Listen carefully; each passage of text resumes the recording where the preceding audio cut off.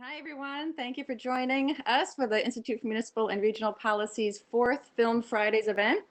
Today's film is called Halfway Home, A Father's Story. My name is Aileen Keays, and I direct the Connecticut Children with Incarcerated Parents Initiative at the IMRP, which is housed at Central Connecticut State University.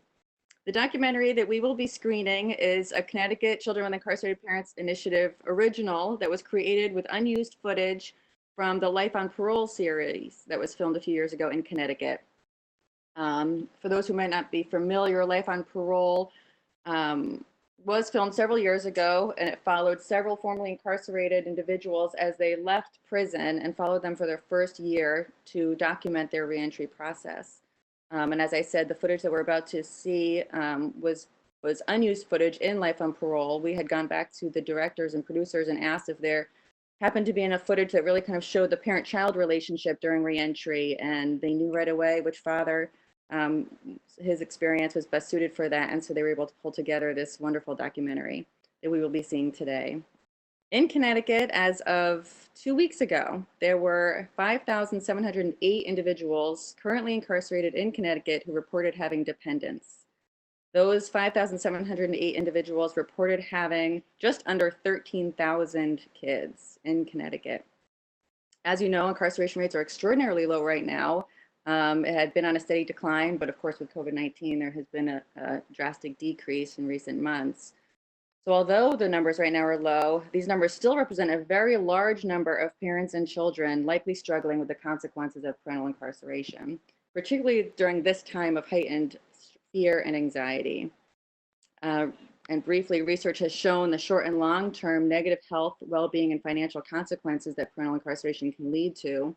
However, research has also shown that maintaining connections with family during incarceration helps to alleviate the most harmful health consequences for children. It also improves the incarcerated parents' institutional behavior and improves the likelihood of a successful reentry, which of course then leads to improved public safety.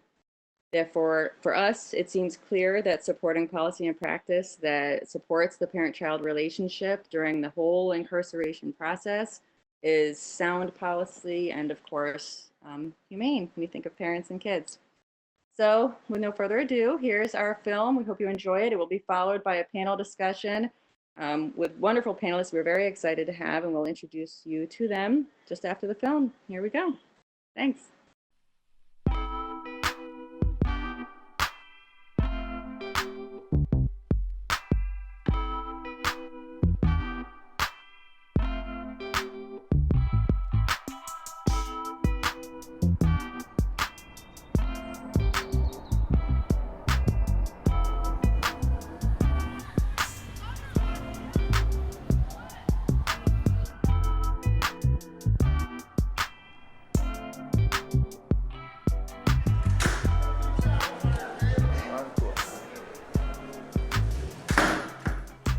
Tomorrow I'm going to a halfway house. I've been in 15 months. Here's what I'm taking. That's my bag with everything in it. I have my notebook, Bible. I got another spiritual book, All Alone in the World, Children of the Incarcerated. Pictures of my son that I never saw, King, who's 15 months. I'm about to be seeing him for the first time. I don't know how he's gonna react towards me, you know, if he's gonna cry or laugh, you know, it's just, that's the part that's killing me the most. I'm hoping to see them by the end of the week.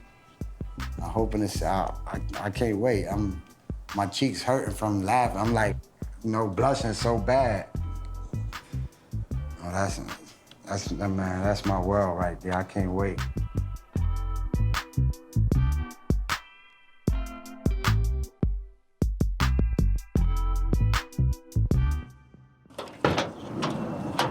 Come on out, sir.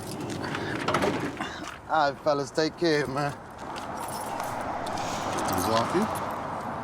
Feels so good to get these off. Freedom. Freedom at last. You ready? Definitely ready. Yeah, I am. I'm, you know, all about my kids, man. Don't come back. Only as a mentor, that's it. All right. Thank you.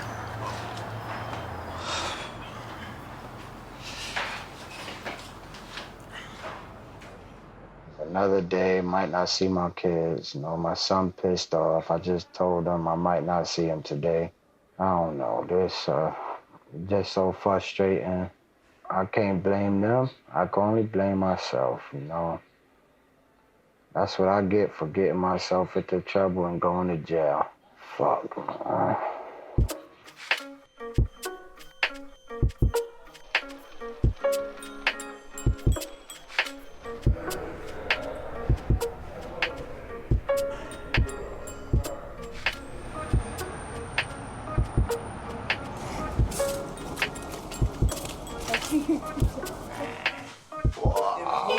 Don't cry. Hey, this is Dad. Dad? Hey, Dad?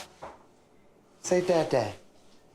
You can walk? Yes, he can walk. You can walk? Let me see if you can walk. Yeah, everything. Let me see. Kiki. Come here! Don't run by me. Come here, man. Oh, don't cry. Hey, I love you. Say Dad. Don't worry, you're gonna get to know me. You see your brother? Your brother, look, come give me a hug. That's Will. Say, Mom. Look, see? Hey, Ron. I'm jealous. Definitely unbreakable. I'm jealous. Say, wait till you really get to know me. So we gonna have a blast. I am king. Say, I am king. Look, we gotta go. I love you too. I'll get you back or no. What you say? I told you. You gonna jack me up? You wanna have emoji voice? That's strong for real. I love you, okay? Love you, see you, nigga. That's my kid. It's important for my kids always to be in their father's life. Like, I seen him a lot of times, but I never seen him this happy before. I got to hold my son, kiss my baby mama. I feel way better now. I got a smile on my face.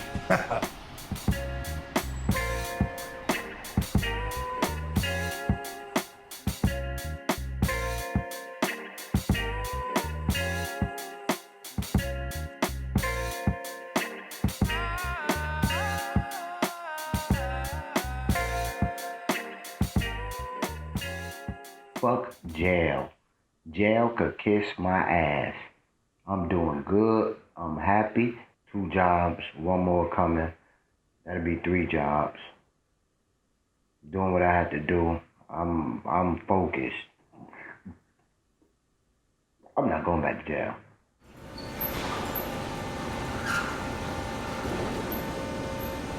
This shit is dirty. This job is so filthy, just look. Mattresses. It is so filthy with bed bugs, everything. But it's 40 hours a week. You get paid every 2 weeks. That's 80 hours, plus overtime. I can't even complain. Shit.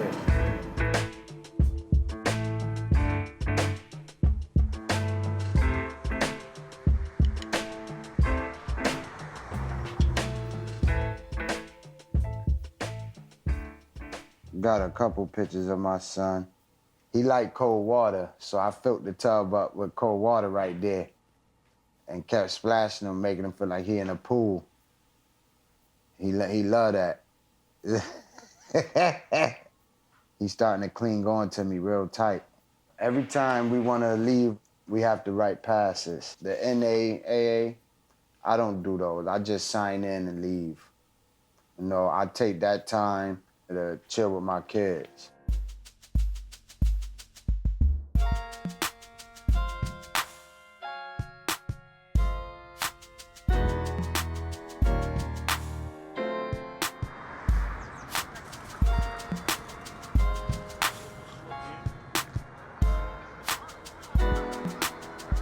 Trying to dodge the staff. I have to turn corners to get away from the staff. Hopefully they ain't see me. I'm about to go get up with my girl, with Ebony for a little bit. Ideally, I'll go live with Ebony, but being the circumstances, her Section 8, my criminal record, I can't, so. This the rough part of the South End right here, Franklin Avenue. You walk right out the door and you can buy a bundle of dope if you want a bundle of dope. Oh, here she come. What's up? What's up? Say hi. Say hi. Get kick kiss. Get kick kiss. Get kick kiss. I put the Christmas tree up with my boys. Well, I bought the tree, put it up with them. This is my first Christmas tree I put up. He gonna be here this year. That's a good thing.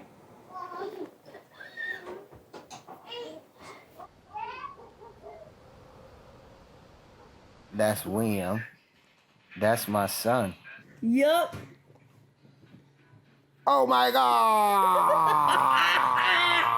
Yeah, come on. Hey, Christmas in 2 weeks. Say, I love you. Say, Dad, Dad. Daddy. Daddy. Yeah. Kiss Daddy. Get Daddy kiss. Get Daddy kiss. Get the... I love you. I love you.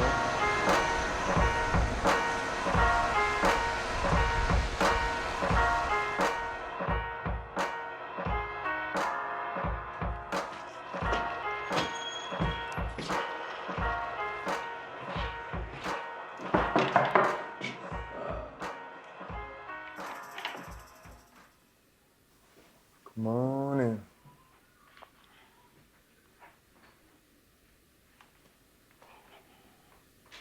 What'd your son say when you called him?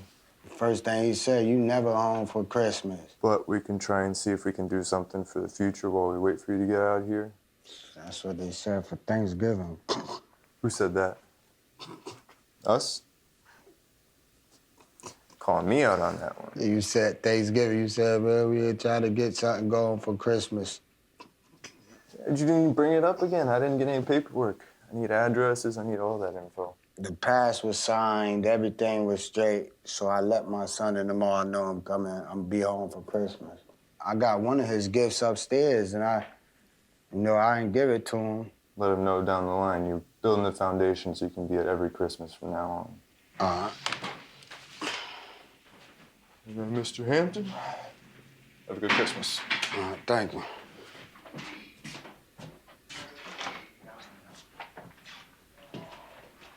He is still technically not a free person. He is still under the jurisdiction of DOC. We can't make one exception for one person. Be like, yeah, just go. We won't say anything because what happens to the next guy says it. Bunch of bullshit, man.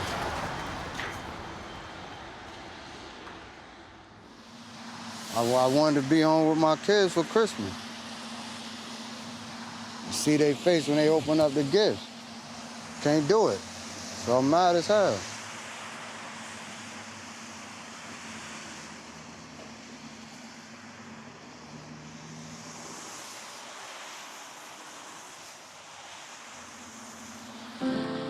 Nowhere near the Christmas, our vision.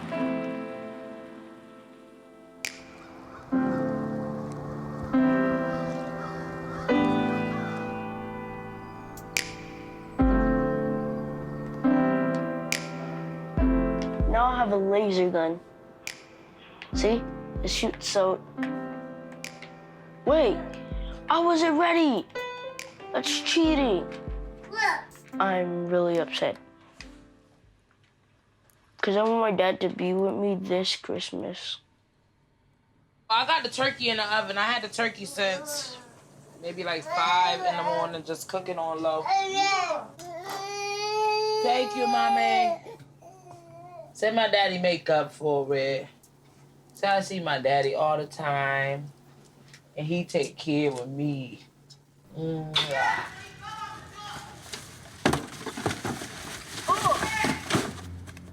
I'm coming! Curb stink.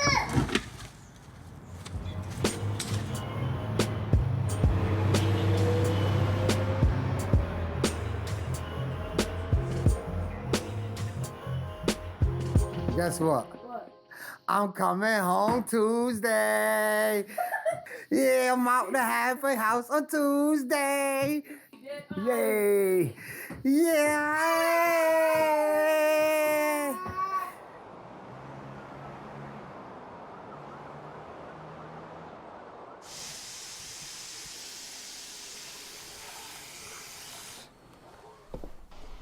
My sister coming to sign me out.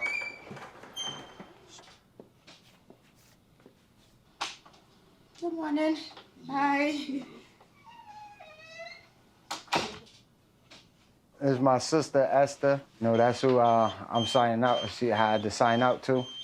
Nice meeting you. All right, stay tall. Like a motherfucker.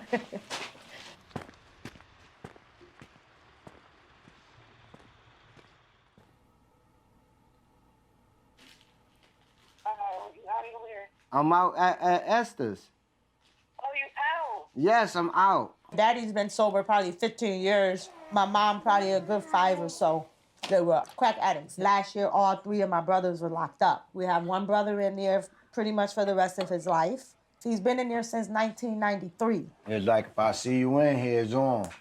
It's like, yeah, you need to be out there, man. Snoop always wanted to be the center of attention, the joker, the life of the party. In the hood, it wasn't just pulling down somebody's pants, you know? It's, let's just go over there and see if we can knock this nigga's tooth out today. And I've been doing the same thing constantly for the last 28, 29 years. Yeah, since you what? 9, when I first started going to jail. He was stealing as a child. He'll come back with diapers, milk, cereal. It became a pattern in our family, and it's, you know, now it's time to break that pattern and be independent for these boys, because you have young boys that you want to raise as men, and you don't want them to go in and out of jail like you. Well, with my son, with Will, is the attitude. He real, like, angry. His anger is, I think, worse than what mine used to be. You know what I mean? Now he's about to be 36. I'm getting old. Yeah, you can know. Shit. He said shit, Daddy.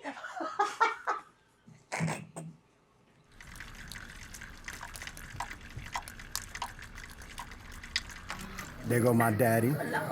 We're having a family luncheon. There go my mommy, my nephew, and my sister.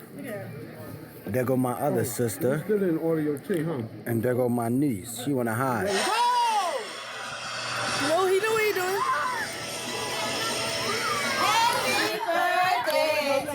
Happy birthday to me. Happy birthday. Happy birthday. Oh, shoot. Hey!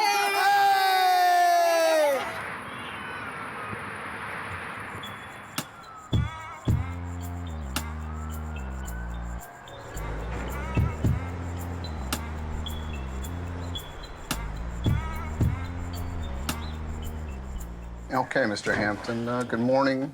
First thing let's do is we'll go through some standard reporting. Currently, we'll place you on maximum supervision. So here's your copy that you can take with you.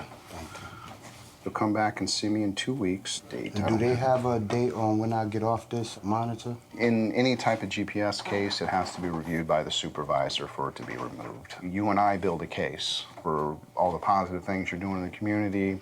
You're working, you've completed your programs. Then we would present that to them and let them review that information and decide. All right, well, it's good seeing you. Thank you, you too. All right, we'll see you next time, all right? All right.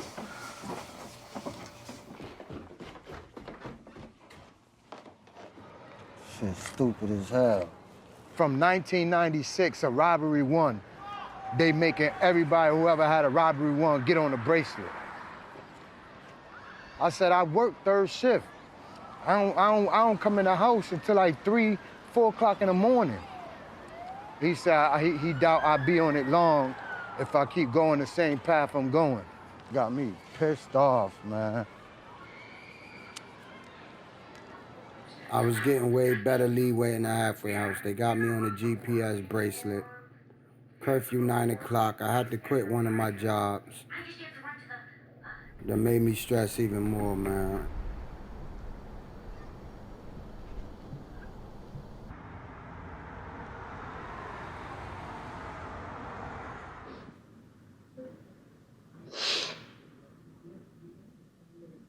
It hurts.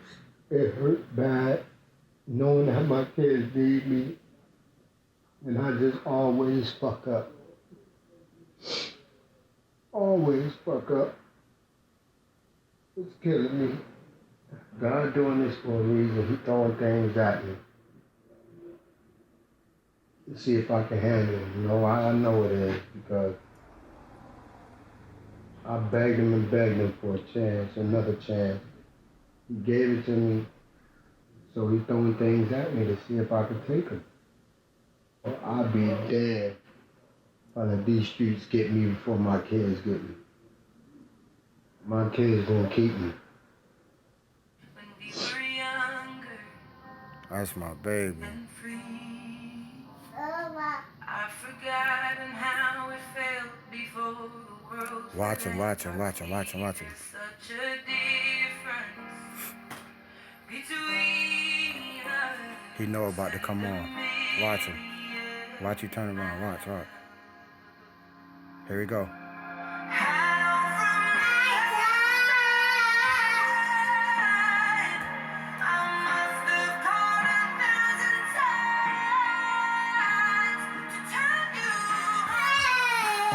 Yo, this little nigga got me crying. Like, Adele really got him fucked up. My little man was singing this shit. Oh my God.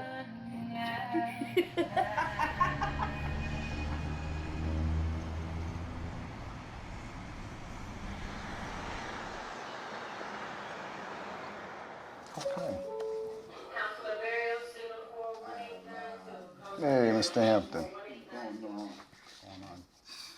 Good afternoon. Mr. Hampton, I'm here to serve you your parole violation, okay? Here's a copy of everything that you're gonna sign. This is gonna be yours to keep, okay?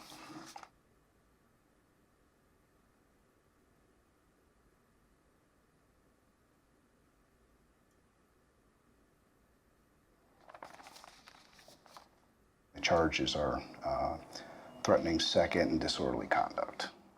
So that's the reason for the violation. You'll want to appear at the revocation and give your side of the story, right? Initial next to there. I was almost done, man. This would have been the longest I've been out. No, ever. Like, as long as me doing biz, my year was this month. My son Will, my son King. You know, I've been there for them last couple months, so not being there is heart-wrenching. This has been the longest 11 months since he's been going in and out of jail that he's been out. I think the 15th would have made a year of October. So I'm really like, are you kidding me? We just went through this. The hardest part is telling my oldest, the 9-year-old, William. I mean, I don't know. We had a problem with him just picking his skin, doing all type of stuff. Eating, we got him to stop eating so much. We got him to stop picking his skin. All that stuff is about to come back. It's about to come back. His father always been in and out of his life. It was just like always something.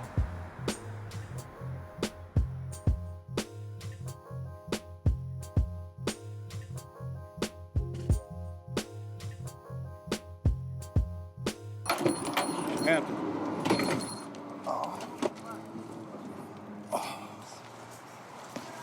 Your name? Hampton. Hampton. Ramona. Welcome to Watkins.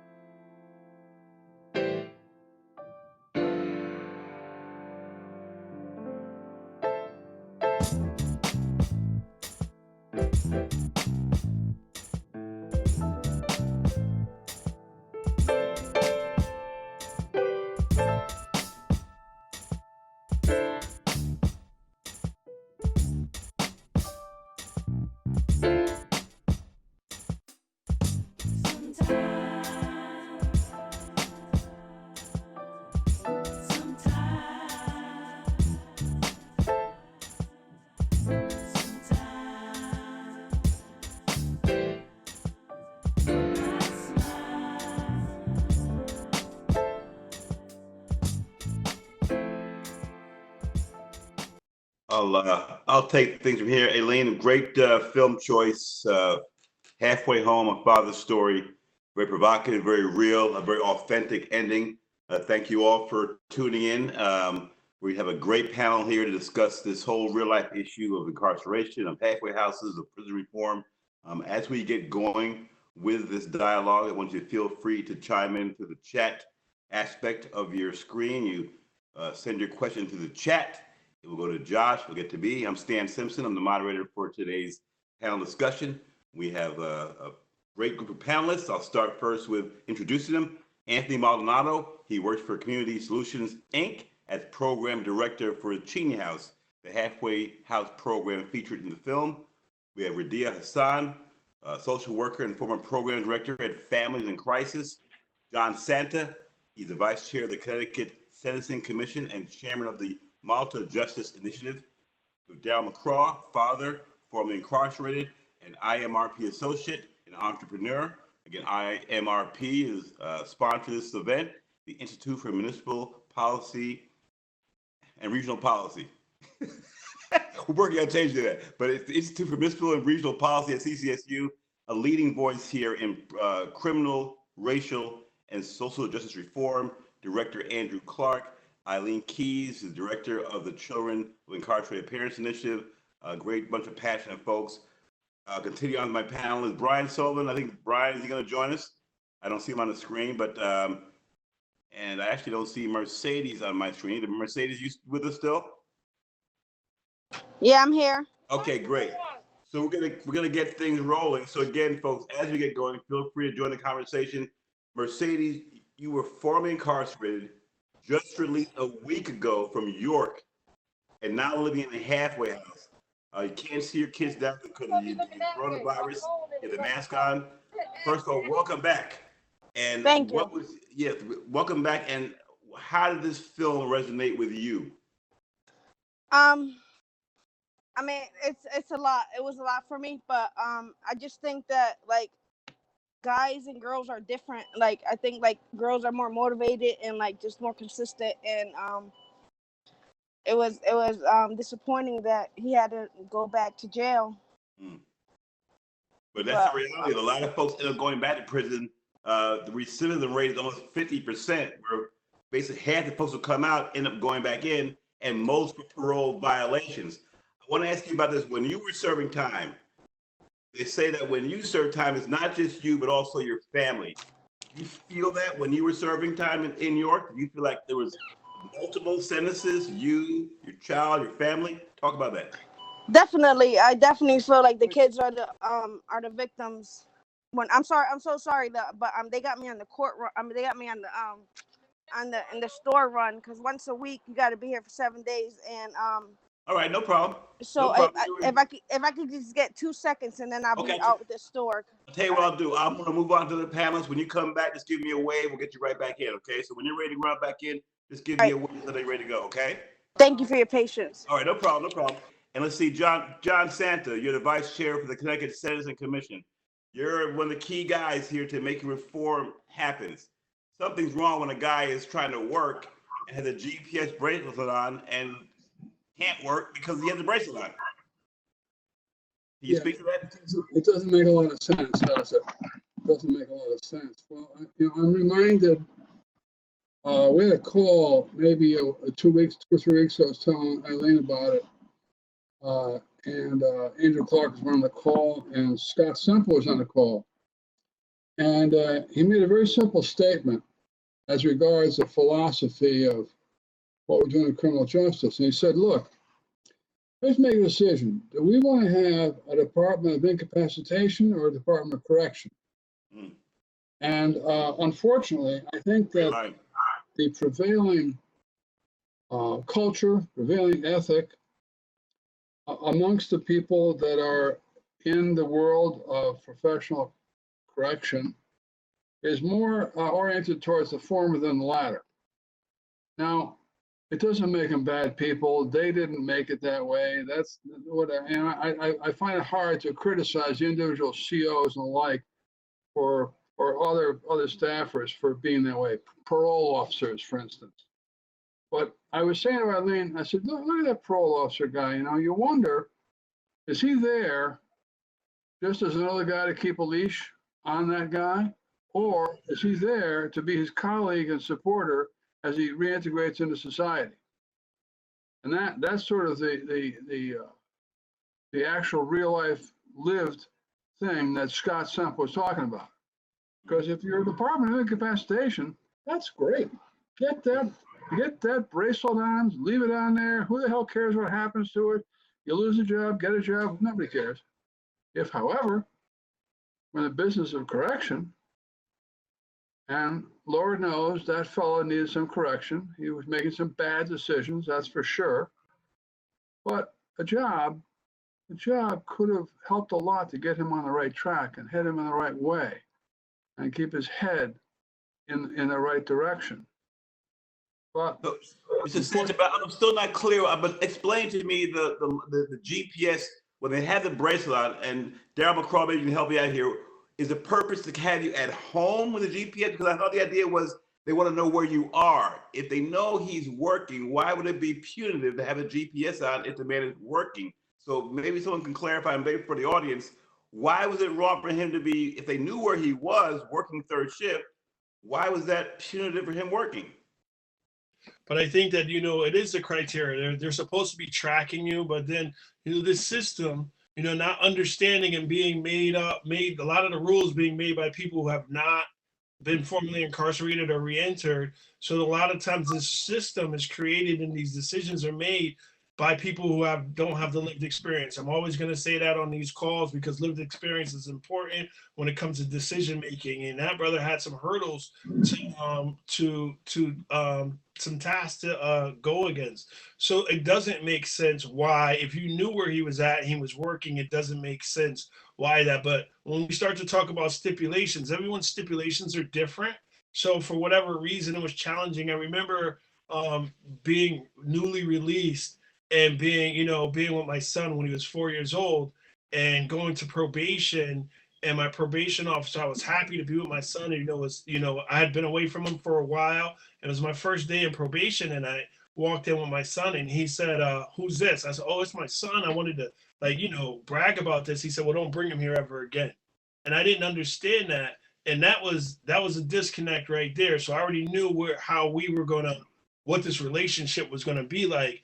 And in my house at the time, I was, everyone was happy because now I could take some of the load off of being a provider and, watching the kids while their mom was at work or so on and so forth. So for his response to be, "Don't ever bring him here in my office again on the first day," that automatically set a tone. So like I said, stipulations, and similar to what John said, what's the criteria? How do we want to do people? How do we want to deal with people, especially when they're coming back? And I just wanted to add one thing. I don't want to jump too soon, but one of the most dehumanizing things when you're incarcerated as a parent is how that disconnect. I know DLC and Aileen and her team and Brittany have been working diligently to bridge this gap and showing the importance of the relationship between the parent and the child. But I tell you, going to a visit as a father and being in a visit with your kids and, telling them, "Well, you better be good for mommy. I'm hearing about the grades and everything." And 2 minutes after that, being strip searched right after the visit, that's stripping that whole human, like within seconds after the visit, you're reminded of who you are and you're right back into that place.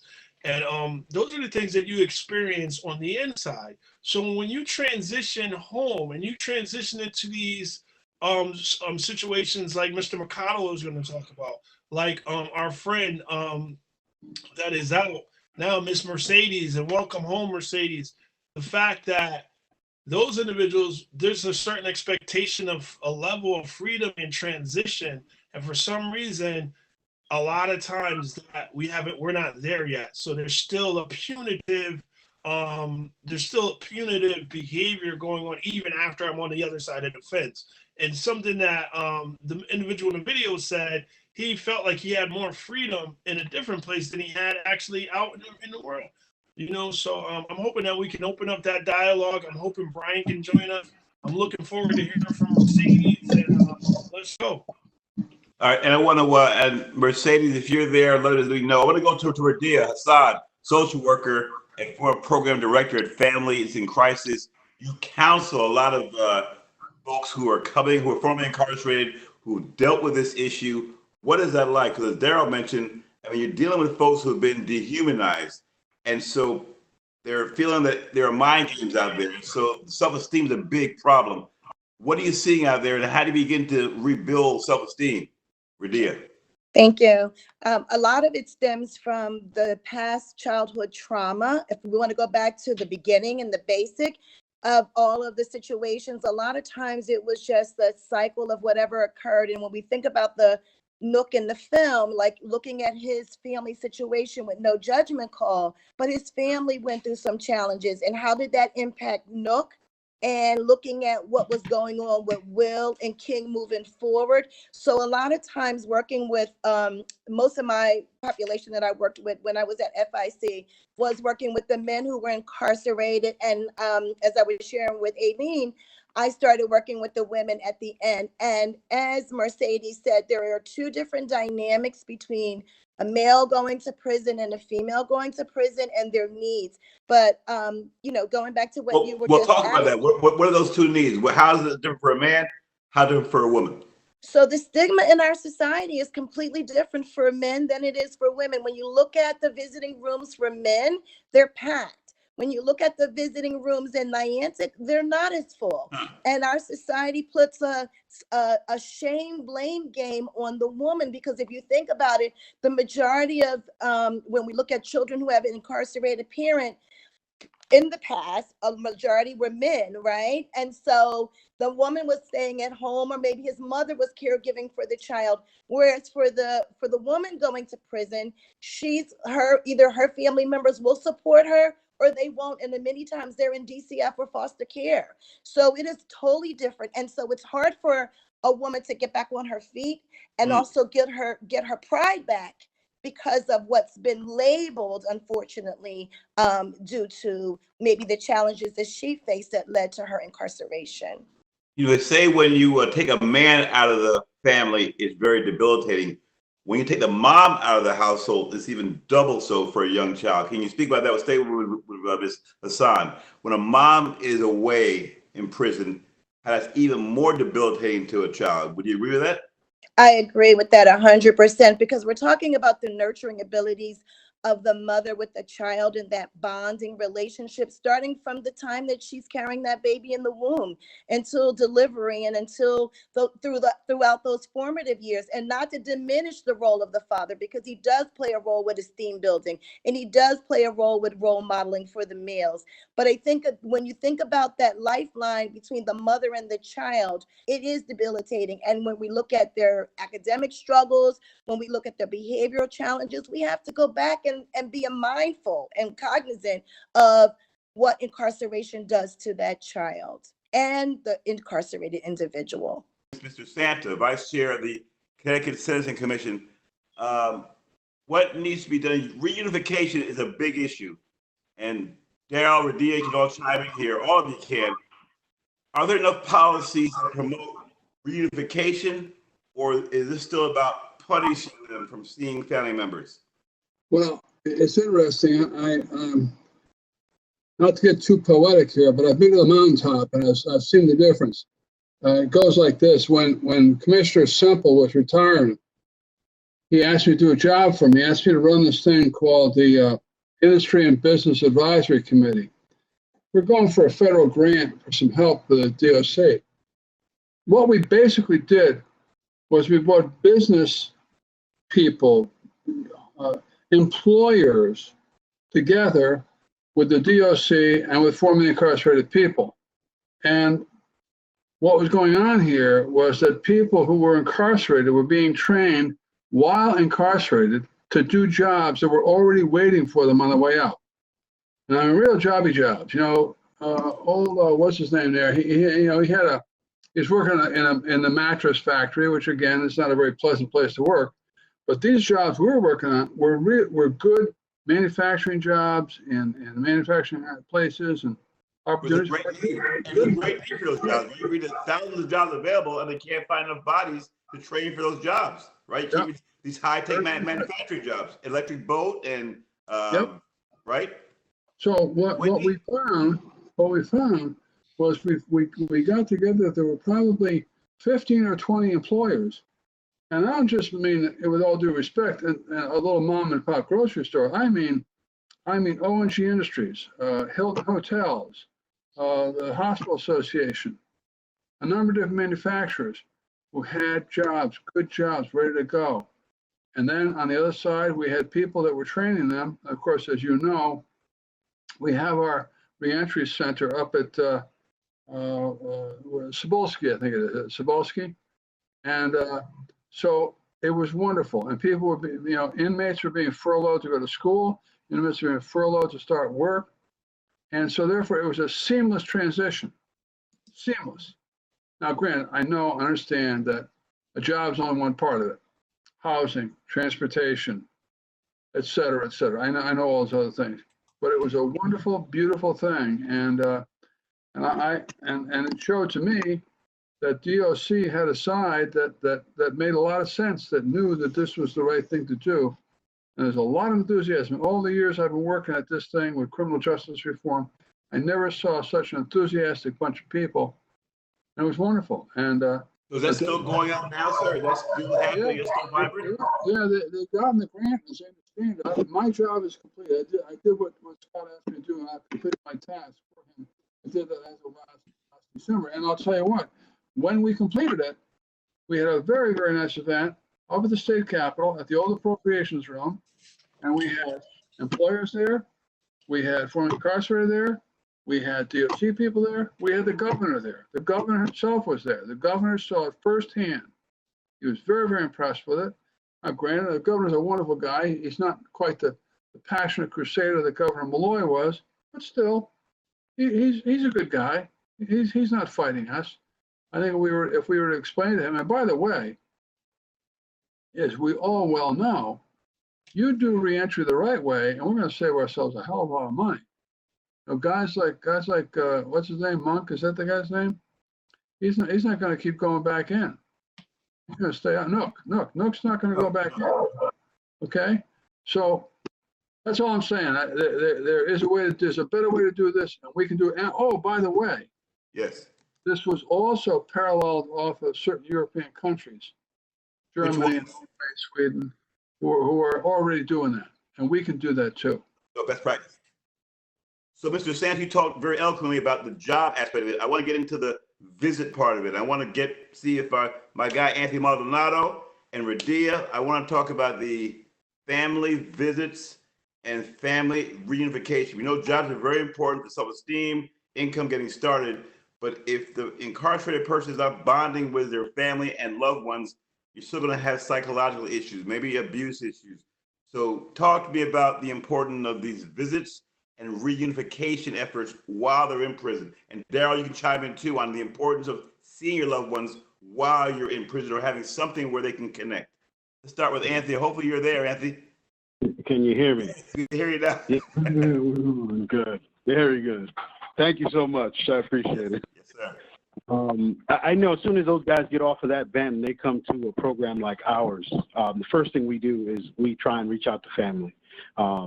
We have an intake process that occurs with our guys. What we do is the first thing is making them feel comfortable. Obviously, a lot of them come to our doors for the first time, is giving them that sense of comfort, that sense that we will be working on trying to kind of bridge that gap and make connections with the families. So at our program, we do allow visits. There's a lot of, and what's different from the video is there's a lot of family engagement activities that we've kind of put into place as well. So not only just allowing them to go out with via the family reunification process, because that's a whole nother pass process so that they can go home and spend time with their families. But for those who can't, we do kind of try and work together to create some sort of engagement activities here in the program as well. Radyyah, you want to weigh in on that? Family engagement, the importance of people connecting with family, repairing and healing?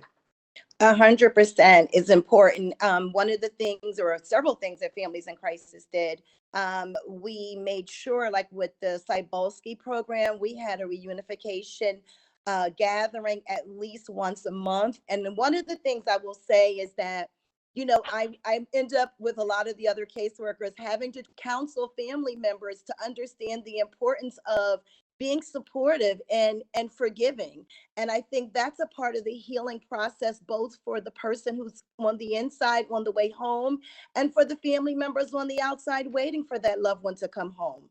I know when I worked with the Tomorrow's Children's program that was funded by CCSU IMRP, we did a lot of work with home-based counseling. I was one of those caseworkers that went inside the homes, and we worked with the children, and we did assessments looking at the adverse childhood experiences, and looking at the trauma that was related or attached to the loved one being out of the household, or maybe witnessing the incarceration. We forget about all those things, but those special visits, believe me, were wonderful. When I supervised the fatherhood programs over at Carl Robinson and MYI, it was really, really just, it was touching. It was heartwarming to see the bonding between the father and the children and their loved ones. It was like seeing his sons when they visited at the halfway house, but we did it on the inside for after they completed the 12-week fatherhood program, Inside Out Dads. Once they finished that program, there was a special perk was having their family members come to the facilities, to the correctional facility, and witness what they learned about parenting. Witness, the men would come up and share. They would come up and sing. It was beautiful, and I agree 100%. It's so important to keep those connected ties. If you think about the times we're living in now, what's keeping us, most of us, you know, grounded, is keeping those connected ties. So you can imagine someone far away from home, you know, not being there. It's so important to have those connections. It helps the children feel better. You know, when you think about children and wanting to tell their story about their parent, whether it's good or bad, that's their loved one. They love unconditionally. And so I think that's so important that they are able to visit. And I love the fact that I was able to talk to some mothers that really just said, hey, I'm not letting my kid go into prison. And I said, well, you know what, let's just overlook where he's housed, and let's look at the relationship that's so important between your child and his father. And that's what got a lot of them motivated to start having the visits, which led to the connected ties. Mercedes, Bruno, you there, Mercedes? You with us? Yeah, I'm here. Again, Mercedes, just out of York and now in the halfway house. Talk to us about the important role of visits. What did they mean for you? How valuable were they for you, having to see your loved one? You have a son or a daughter, or what is your? I have both. I have a 13-year-old and a 9-year-old. Talk about that. Yeah. And so in the beginning of my my sentence, I was one of those parents that I was like, I'm not gonna let my kids see me here. And the staff members calling me. So I have my kid's father was also incarcerated, but when he was incarcerated, he wanted to play the college role that he was in college. So yes, ma'am. What do you have in here on your bed? Oh, you're not supposed to bring anything All right. in here. You gotta take it out. Okay. Hey, Mercedes, what I'm gonna do is this. Are you free to talk? Because if you're not free to talk, I want you to, when you come back, you're free to talk now? Yeah. So while I was in there, he wasn't allowed. He got custody, not custody, but he was taking care of my kids.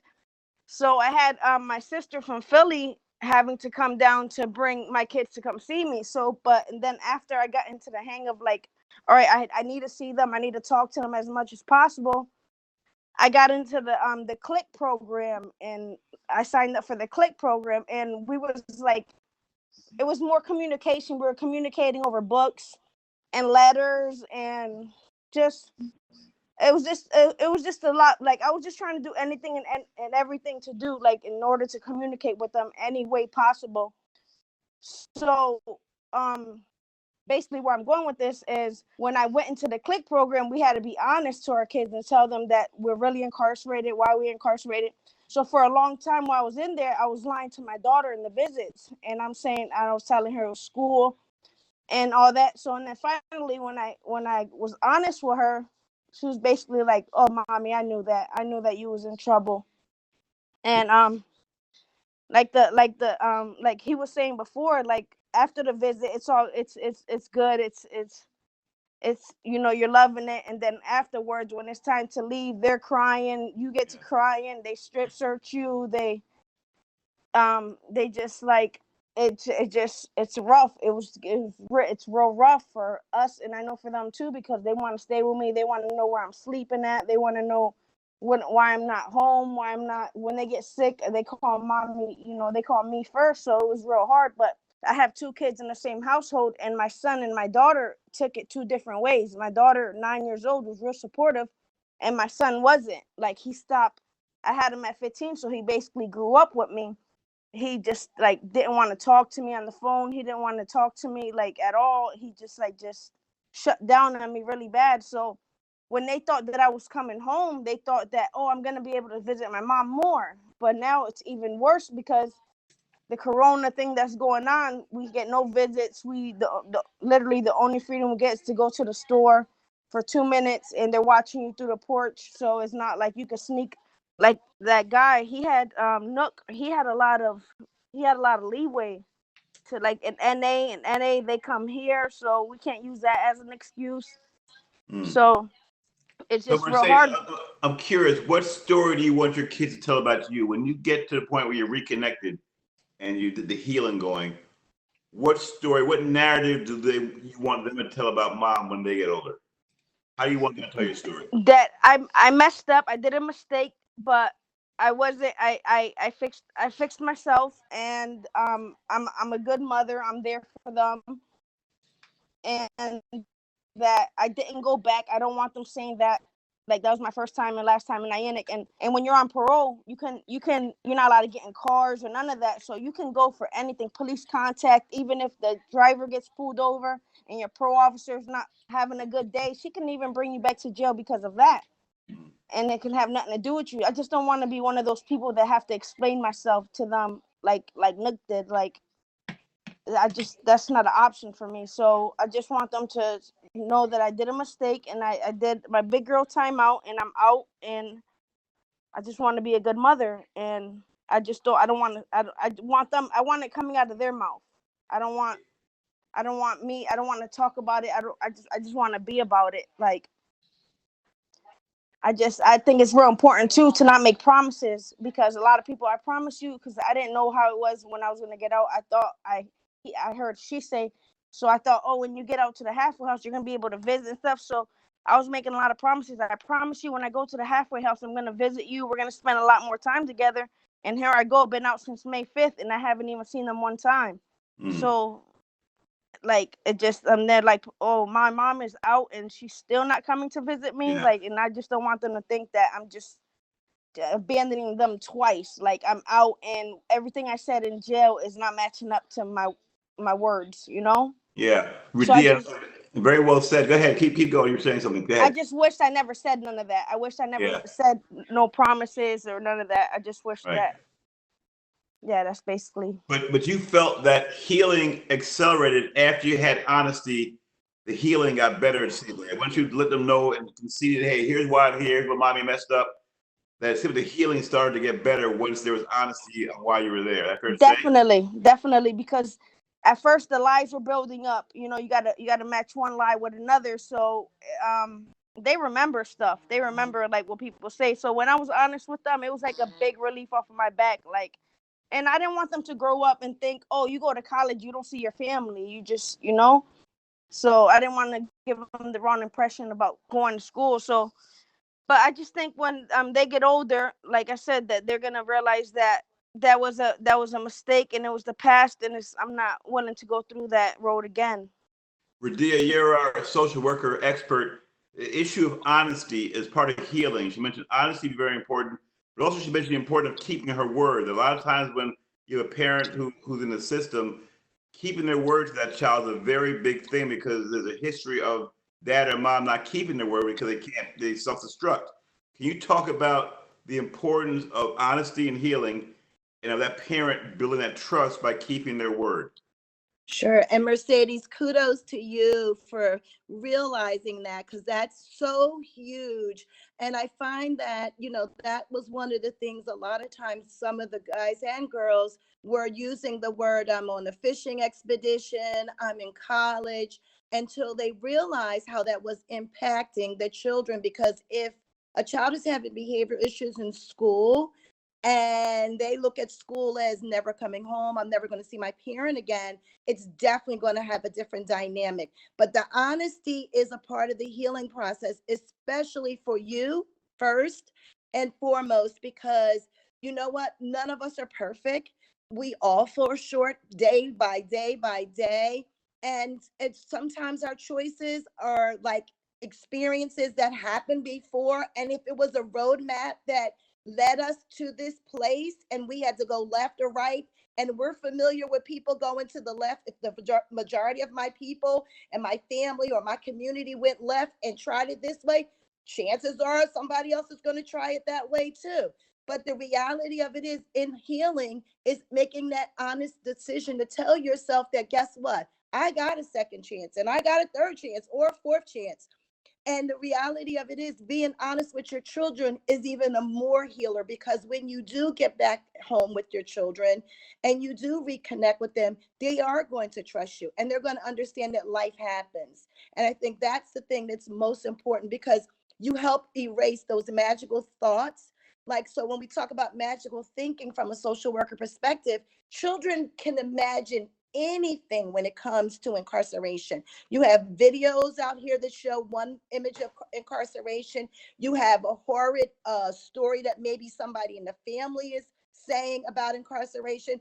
They have their own thoughts that they're the blame for the incarceration. So what you did, and what anyone who would do that, is a huge, huge reward for yourself and for your family. For all you guys can chime in on this, do you lose the, well, actually it's geared toward the folks who are formerly incarcerated. And Daryl, you can chime in here. Anthony, all you guys, Anthony, Radyyah, when you're, when you're incarcerated, do you lose the power of authority as a parent? For example, you're in jail and you're trying to counsel or discipline your child while you're locked up.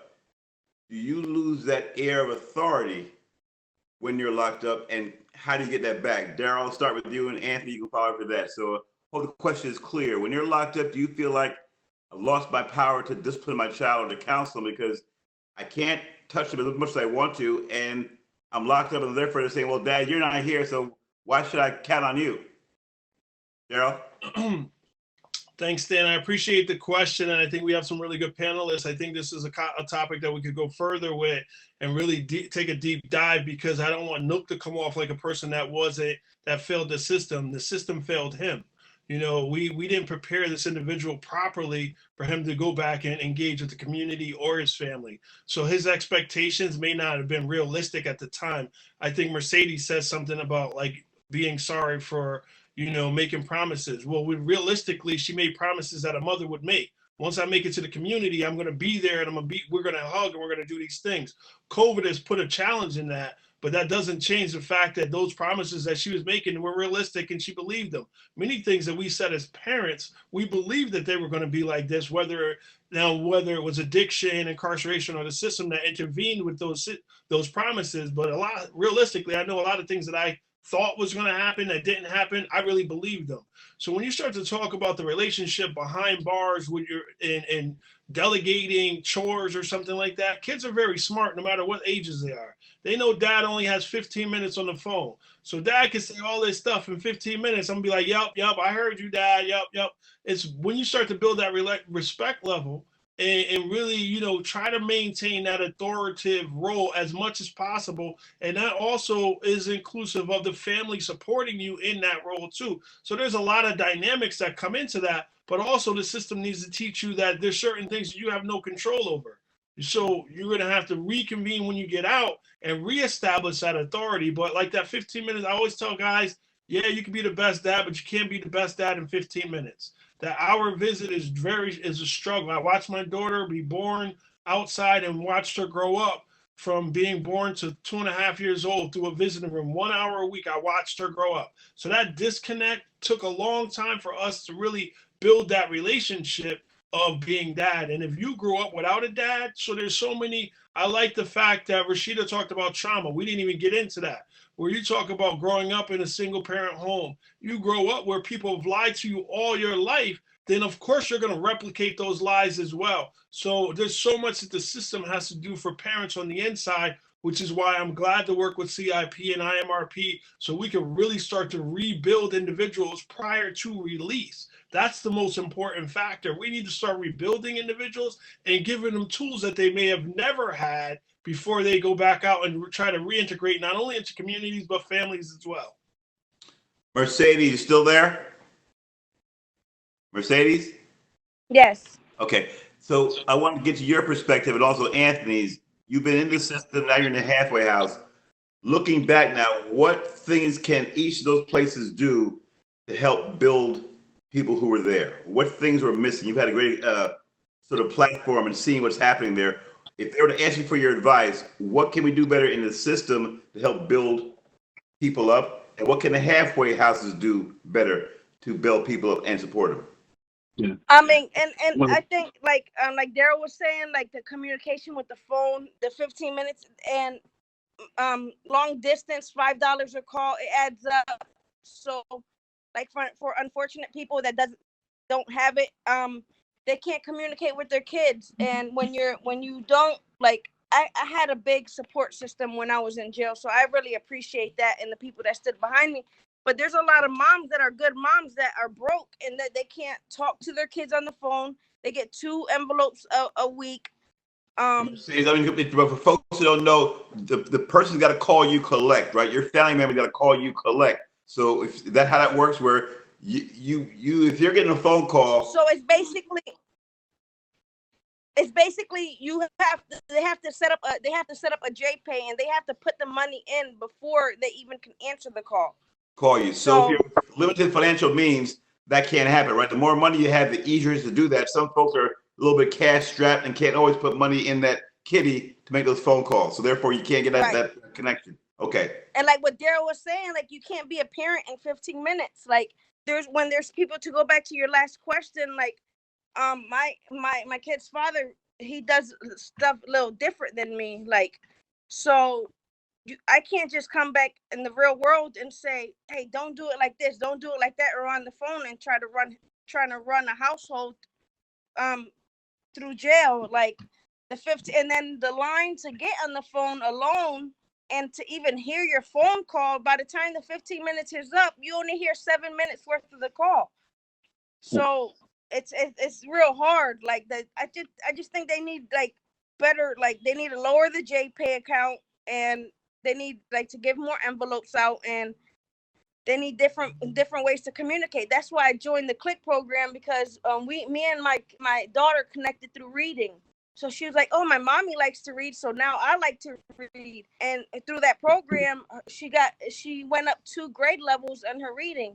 That's great. And so I did everything and anything I can do in order to just communicate every different way. And this Click program, what is that? You mentioned it a couple of times. What exactly is that? It's like parents that are incarcerated. So it's a non-profit organization. You find books that your kids want. They agree with it, and they send the books to them. And I have the same books. So she reads the books, I read the books, and then we communicate through the books. So It's all called the time Click. on the It's phone a Click program. It's called Click. Yeah. Okay. Aileen can speak to that. Not to cut you off, but Aileen can speak to that because the IMRP and CIP are connected to Click. Oh, okay. So, yeah, Aileen, if she's still on, she'll be able to speak to that, or Brittany can speak to that. Thank you. Thank you, Daryl. Let me segue to Mr. Maldonado. At the halfway house, what you've been there, you're on the front lines. What reforms would you make if you were the head guy of all the halfway houses? What things have you seen that could better uplift and prepare people for the transition? I think there's a big disconnect from what the expectation is. I think guys are being told one thing, and once they kind of touch the ground and hit the ground, I mean, it's a completely different thing from what they've been told and what they expect. Let's talk about that. What are they being told when they hit the ground, and what are they being told when they get into the real world?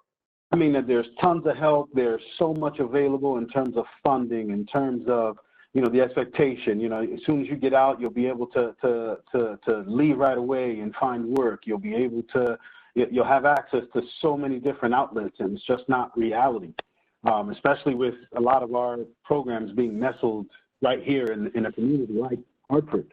And we're fighting for the same, for our guys who are fighting for the same,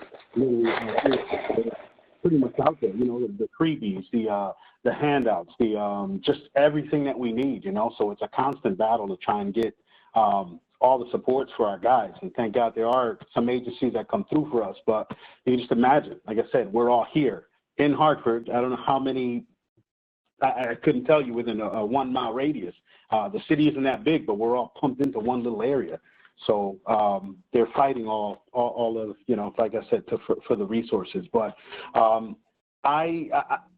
it starts with connecting with the prisons. Like I said, getting the word out there, what to expect, what it is that we do. Hopefully getting some family engagement. That CLICK program sounds amazing. Starting things like that so that when they do touch the ground here, we can continue with things like that. As opposed to when they get out and the CLICK resources aren't there. I mean, we can do what we can do here on the ground in terms of trying to come up with something like that, but we're also, as Daryl spoke to earlier, you know, we're kind of tied in and kind of the constraints of different guys' stipulations, different violations. So we're limited to what we can offer as well. But like I said, it's a matter of just like you saw in the video, when the guy came home and he hugged his kid, and the kid was just so excited. He was in jail for however long, but he comes out and the kid is so excited. So I do believe there is that disconnect that's built while they're in the prison. But I mean, just seeing his face and just seeing his father there, it was just something magical. It was amazing. Then when he's outside talking about his dad outside in the car, like I believe he's going to be home. He's going to be home. He's not going back, you know. These are the kind of things you root for. These are the kind of things we fight for every day. In role modeling and just exposing them to a different way. A lot of guys come home and they get back into those behaviors that they know, you know, because that's pretty much all I've known all my life. So this is what I know. This is what comes easy to me. Not that we're trying to change the world. We are trying to change the world, but exposing them to something different that they can understand, you know, as opposed to kind of shoving it down their throat. You know, you got to be a good father. You got to be a good dad. This is what you're supposed to do, so forth and so on. He tried. He was out here and he did it. He was happy. He was sneaking out of the halfway house to go where? Not to go see, not to go do drugs, not to go do anything. He was sneaking out to go see his family. It was amazing, you know? Right. And part of me is like, how could I discipline this dude? How could I, you know? But ultimately, the system is the system. There's protocols, there's things in place. You know, I really don't have the answer, but I would love to like I said, get into the prison system and show them. And like I said, it starts there. Depending on how, you know, the dates of release or how quick they're ready to come home from jail, maybe setting up some sort of system where we know these few guys are getting ready to go and just reaching out and getting things going in that sense, you know? So I want to talk about forgiveness and anger. Anthony, I want to stay with you, and Mercedes and Radyyah. Daryl can chime in. Forgiveness. Stan, just before, because I don't want to miss the opportunity, just to say to Anthony real quick that, you know, we're definitely going to connect you to Landon and Joy for CLICK, because that, just the fact that, you know, you run a program and you're so connected. We love all the work that you do. So, you know, these are always opportunities for we make sure that we connect you to. So I know that they're on the call, and I want to make sure that they know to connect with you and your program. Sorry. Thank you, Daryl. No, thank you. And also for you, all you who are joining in here, if you have any questions, feel free to join the conversation. Go to our chat area, put in your question, and we'll get to me and we'll get it out here. So we have about probably 15 minutes left. So if you have any questions, please send them and we'll take care of them. Radyyah, Anthony, Mercedes, forgiveness and anger for both parties, for both how long, and Daryl can chime in here too, your experience, forgiveness, forgiving oneself and getting past anger. Because I'm going to assume there's a lot of anger in the child as well. And that forgiveness is a problem for that child. At some point, there's some issues where they resent that parent for being away for so long. Radyyah, can you talk about that to really getting down to at some point? Who's that? Mercedes? Radyyah, why don't we go to Radyyah? Forgiveness and anger, your counseling therapy strategies on that. Sure. So the forgiveness piece, which is it's huge for children because a lot, so they don't understand. So we're talking about cognitive levels now. So in that sense, it's very in the beginning, they can say, I forgive, right? If something goes wrong, they can forgive. But if it becomes a history of something, then it's also forgiveness starts or stems from the lack of trust. So if someone doesn't trust that you're going to be honest with them, they don't trust you're going to be home, or and no fault of that individual. So I want to say that because I agree with what's been said previously about the systems and you telling your children or you're telling someone that you're going to be home and you don't have the control over that piece. So with the forgiveness piece, going back to forgiveness, it is very difficult. And one of the things working with children and helping them to understand when I worked with them with families in crisis is that, we have to say that people make mistakes, and that, if dad or mom says that they're going to come back and they're going to do this, like be a part of their lives, they are. But I think the piece is so important when we did our fatherhood programming, and when I did moving on with the women, a lot of it was their healing. They had to heal first in order for them to be able to build with their children so that their forgiveness could start. So the anger occurs because of the unknown. They don't understand. So a child's anger a lot of times is actually masked by sadness. So it's really like, okay, if I don't know how to cry, or if I haven't been allowed to cry or share my true emotion, then it shows up as anger. And that's one of the things that's really, really confusing for children. So when we were working with the children, a lot of us, we had to deal with the grief and loss. When a parent goes to prison, it's a grief and loss period. It's a grief and loss period on both sides.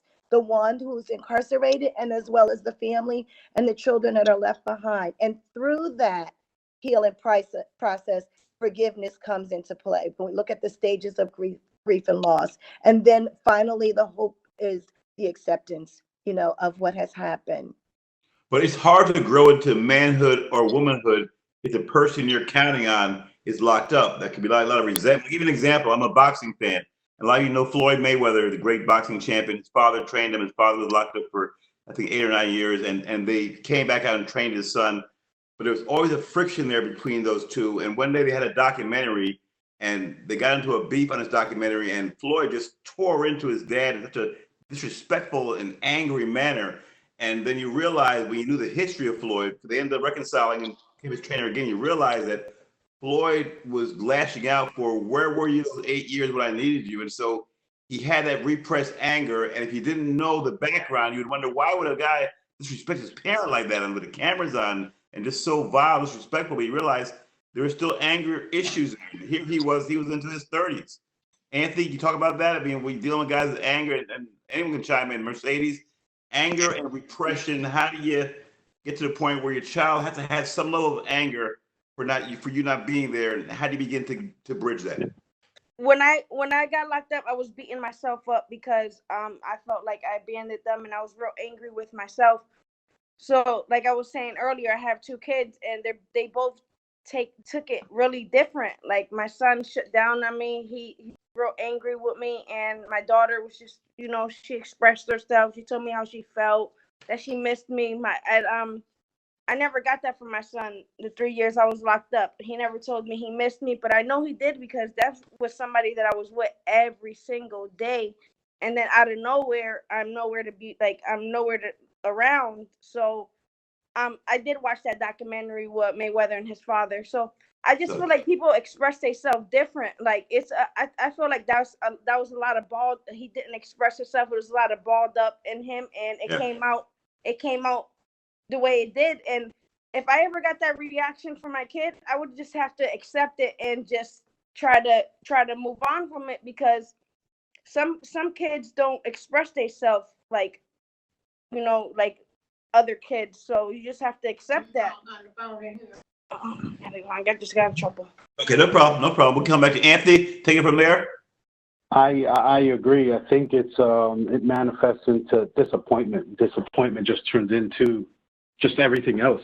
And folks deal with it differently. Some folks can accept it. Some folks don't know how to accept it. So for speaking to our guys and dealing in those types of situations, it's a matter of showing them that they have to accept the fact that their children may not accept or are having a difficult time understanding what's going on, or understanding that his anger, his frustration is manifesting in a way that's just kind of cutting you off. You're not able to reach out to him. This is his way of dealing with it. You have to understand that and figure out ways to do so.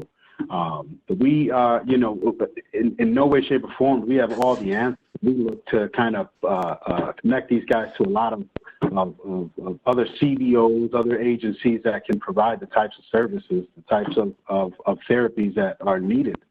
Family engagement, things that we just can't do. We can throw a nice little party with the kid and the family, but it doesn't really speak to those pieces. They can all be there and be forced to be there because daddy's home, but it doesn't address those issues that are underlying. Radyyah, what advice would you give to Mercedes? Again, she's just got out of York a week ago in a halfway house, loves her kids love her, but there may be some challenges down the road. What advice would you give to Mercedes as she begins to transition into the quote unquote real world? So one of the things I say is the most precious gift, and I'm not just saying this because I'm a social worker, but I believe in it wholeheartedly, is getting outside services for her children, and that when she is able to return home, that she too engage in those counseling services, get them involved in some support groups like CIP, Children of Incarcerated Parent groups, if they're available in her school system, or if there's any other community-based programming that she can get, like ICAPs in the home for the caregiver or the home that she's going to be returning to, because it's critically important. And I will say a lot of times people don't believe in counseling, and depending on our cultural background, sometimes, we've been taught what goes on in our home stays in our home. But reality is that once a child has been exposed to it, the best way to start that healing and recuperating and building and restructuring our family in a wholesome way is to reach out and get those counseling services. And without doubt, people who have engaged them, once they really believed in that system after being able to build a trusting relationship with that therapist, have made strides and have been able to even overcome some of the challenges that led them to making some of the choices that they made in their lives. And Mercedes, if someone were to ask you what has changed your life, you've been locked up for a while, you're going through transition. If someone were to ask you what is your advice on how you got yourself sort of focused and getting ready to go back and reclaim your life, what advice would you give somebody who's going through the system now?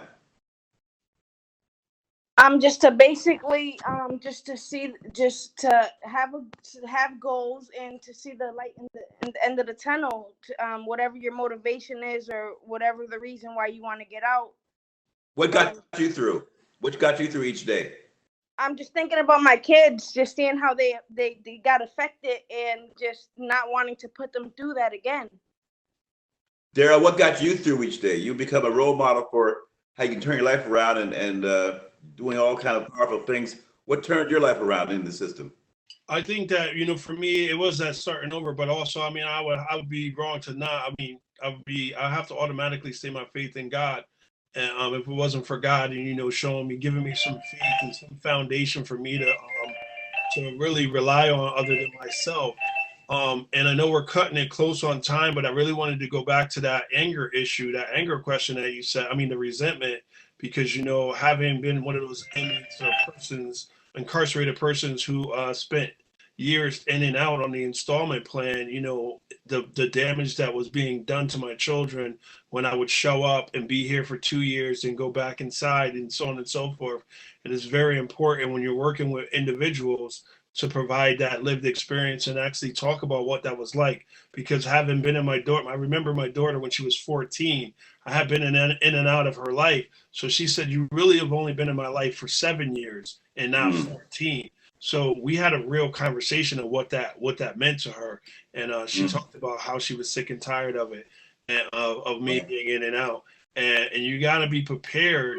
How do you feel about that? I'm sorry to cut you off there. How do you feel when she told that to you? Hey, Dad, you've been around half my life. What do you feel like? Well, how do you feel? I had to really accept that and feel that. Having been a person that used substances for a long period of time, I would normally just go and numb that feeling with some type of narcotic. But at the time, I was in a space in my life and I did some significant work where I was able to accept that and have that conversation and be able to show that the way that I had to deal with that was be present every day. And I got to watch her graduate. I got to watch her walk across the stage, actually moved her into her own apartment. But none of that would have been possible if I hadn't have done some inside work and, maintain that faith in God as well. And Andrew, thank you for those thoughts, all of you. Andrew Clark, our director, I know has some thoughts about life with COVID and technology. And Andrew, I think you're out there and our director of the IMRP. Your thoughts? Oh, so yeah, I was just I responded in the chat to a question from Diana Roman, who asked about, she works with justice-involved men, both pre and post-release, and found it challenging to connect with them during COVID. And I just mentioned to her that the work that we're doing with the Institute through the Connecticut Reentry Collaborative, which Daryl's involved in as well, as we're doing our best in our site, ctreentry.org, to update all services in the various catchment areas. There's 10 roundtables that serve throughout the state, and what's available online or virtually or otherwise, and any challenges that come up with that, we try to address them within the system to parole, probation, DOC, or the like. So we know there's a lot of disconnect and a lot of people being pulled in multiple directions. And so, as we're seeing with the system, and keep in mind, this film was obviously done pre-COVID. It's a whole different world as we see through Mercedes. And the cracks that we see when we shine a light here are even more exacerbated now. So we're doing our best to address those through the collaborative. So, thank you, Andrew. So it's I want to, I guess, wrap things up with Aileen. I just want to thank our panelists: Anthony Maldonado, Radiyyah Hasaan, John Santa, Daryl McGraw, Mercedes Bruno. You're provocative and very insightful comments. We appreciate you. Thank you so much. Aileen, do you want to wrap things up? Yeah, thank you. So I also just wanted to send the biggest thank you to the remarkable panelists. It was a wonderful discussion. I'm so grateful that everybody took their time. And I know, Mercedes, you were in a difficult situation with the house, and I hope you're not in trouble. If you are, let us know. But I appreciate everybody sharing their perspectives, opinions. It was really helpful for the discussion and for all of us in the work that we do. I know CLIC was discussed here as a remarkable and important and helpful program. I also want to say that Families in Crisis, where Radyyah had worked, was also a wonderful program that had to close due to a loss of funding. We need to make sure that the valuable programs like Families in Crisis and CLIC don't get lost from our families because of their vulnerable reliance on continued resources and a potential lack of recognition for just how important they are to our families and communities. For me, I think if we could take one thing away from the discussion today, and it's hard to come up with just one thing, but I think this would help, it's that incarcerated parents and children with incarcerated parents are still simply parents and children. At the most basic level, they want and need the same things that parents and children who are not involved with the criminal justice system want and need. I think many in the criminal justice field, the general public, policymakers, lawmakers, attorneys, judges, direct care workers, and even teachers can lose sight of that at times. If we continue to check our perceptions, which includes our biases, about criminal justice involved families and recognize them as families, as parents, moms, dads, and kids, then we will build a system and policies and practices and a support network that best supports them and helps them to realize a healthier and more productive themselves as a healthier and more productive parent, child, family, and community, and even state. So thank you again for joining us today. Next week's Film Fridays will focus on the issues of racial profiling with my colleague Ken Barone. So please keep your eyes out for information on that. You can also go to the IMRP's website at ccsu.edu/IMRP for more information on that event as it comes up, but also on the prior events in the Film Fridays series. And also the IMRP has been hosting weekly events on Wednesdays using WebEx that you should be able to access some of those. And I think you'll find those very interesting if you enjoyed today. So thank you everybody for joining us, and please remain engaged with us. The work continues. Thank you. Pleasure. Thank you. Nice job, everybody.